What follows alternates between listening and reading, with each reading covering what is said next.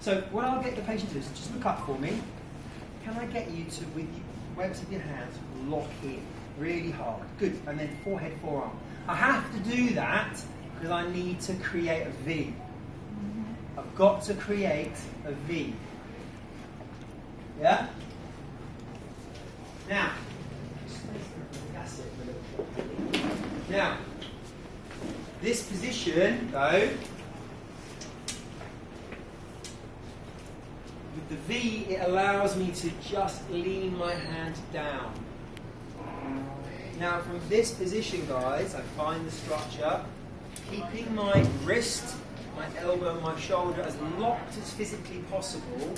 I then lean back, right? I lean back into an extension. I can hold the opposite elbow and I can lean back into a sort of rotation and extension. It's doable. This technique is doable. But this, to me, is actually quite hard work. You know, I can start to move through the thoracics if I want to. I can extend it.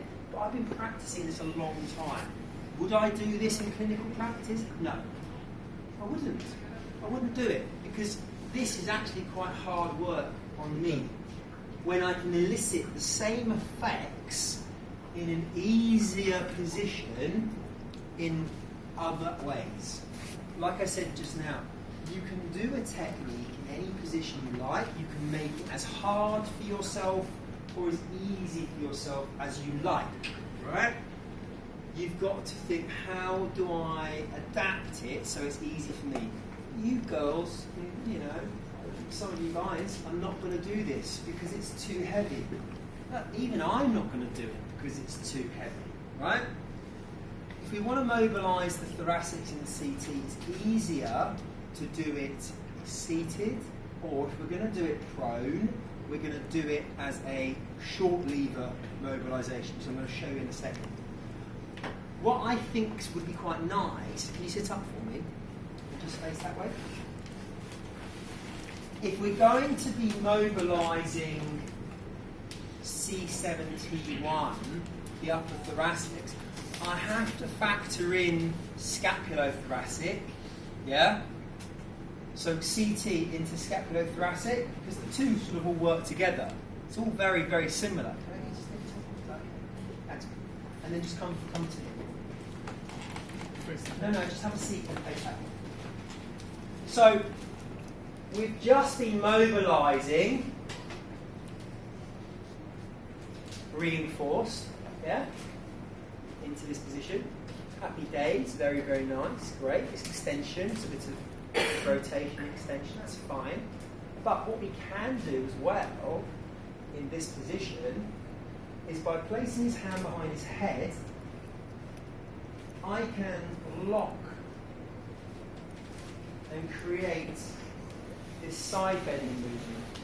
Now, this is probably the only time I'll compromise my thumb. I don't like doing it, but to be fair, I can't really get any good support otherwise.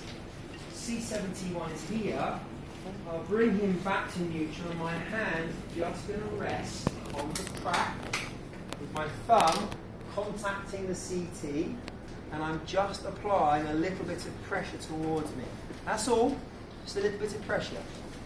Then from here, my chest contacts the scapulothoracic, and I'm going to now add a side bending articulation into CT.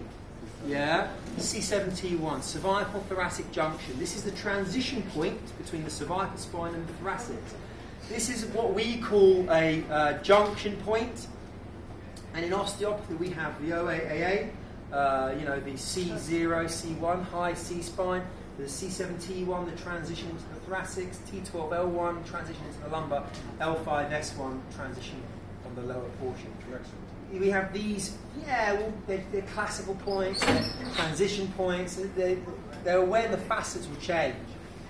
So I lock it in, and from here, I just use my body to create this side bending. I can add an element of rotation and still add my side bending. And you notice I'm not putting pressure on the back of the head, I'm just stabilising, securing. The bulk of the pressure is being placed against the joint line, and I'm using this shape to create this side bending movement. It's quite strong, yeah? You can contact with your piezoform if you wanted to, make it a bit more comfortable. But again, I prefer thumb contact. I get better feedback. It allows me again just to use my hips, and I'm side bending. Yeah? So from this position, we've gone from a reinforced extension. All I'm going to do is place one hand behind his head. Use the elbow. My hand will come in and stabilise, like so. So I create this fulcrum. And again, by locking in, all I've got to do is lean, and we create side bending. Contact against the C7, and I'm just pushing to me, or letting him sway naturally. Just let him sway. Stepping up, like so. Just be careful of the fingers so you don't compress the carotids. Nice and relaxed, and we pulse through it. Side bending, a little bit of rotation, and a little bit of side bending. Okay? CT's great. Working into the thoracics, if there's that restriction. Headaches, cervicogenic issues, we kind of come into this all day long. You can have some really good effects. When we talk about the neck, we'll talk a bit more about the pathophysiology, because there's other aspects we've got to think about. But if they have neck issues and we can't work on the neck for some reason, I can work on the CT and the lump and the T-spine to have a good effect on the C-spine. Yeah? This is one of those points where we're sort of all day long. Yeah, if they've got a flexed CT, it might not be painful, but if they've been in a position for a long period of time that may be causing a dysfunction, then again, getting some movement into this area can be really, really effective.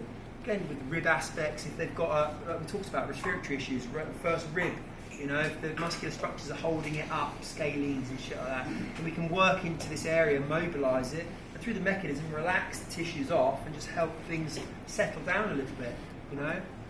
Relax the muscle. Yeah, anything to, if you affect, right, what you've got to fact, it's like Hilton's law, you know, the nerve supplies the joint, supplies the muscle, supplies the fascia, supplies the skin, it's sort of all together. If you inhibit something, you press on it, so you do inhibition, trigger point, whatever you want to call it, you know, same thing. All I'm doing is I'm applying